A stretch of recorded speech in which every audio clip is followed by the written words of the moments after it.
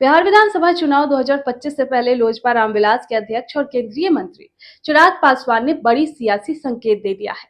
एक इंटरव्यू में उन्होंने साफ कह दिया कि अब उनकी प्राथमिकता केंद्र नहीं बल्कि बिहार की राजनीति है। अब उनके इस बयान के बाद चर्चा तेज है कि क्या चिराग खुद चुनाव मैदान में उतरने की तैयारी कर रहे हैं और मुख्यमंत्री पद के चेहरे के तौर पर खुद को पेश करेंगे।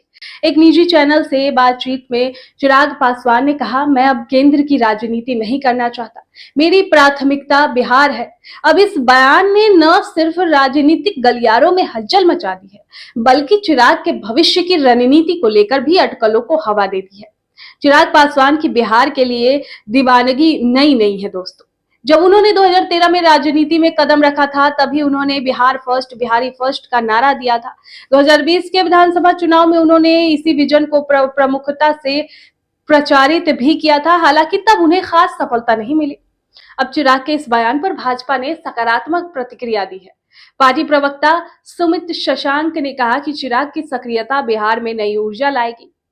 बीजेपी और चिराग पासवान मिलकर मुख्यमंत्री नीतीश कुमार के नेतृत्व में आगे बढ़ेंगे, लेकिन विपक्षी दलों ने इसे भाजपा की रणनीति करार दिया है। राजद प्रवक्ता एजाज अहमद ने कहा कि ये भाजपा का एक राजनीतिक प्रयोग है।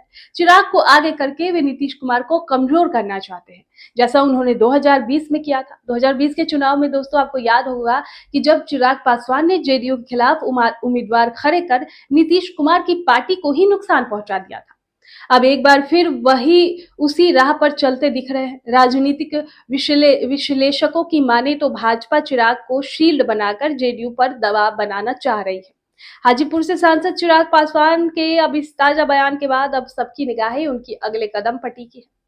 तो क्या वो वाकई विधानसभा चुनाव लड़ेंगे?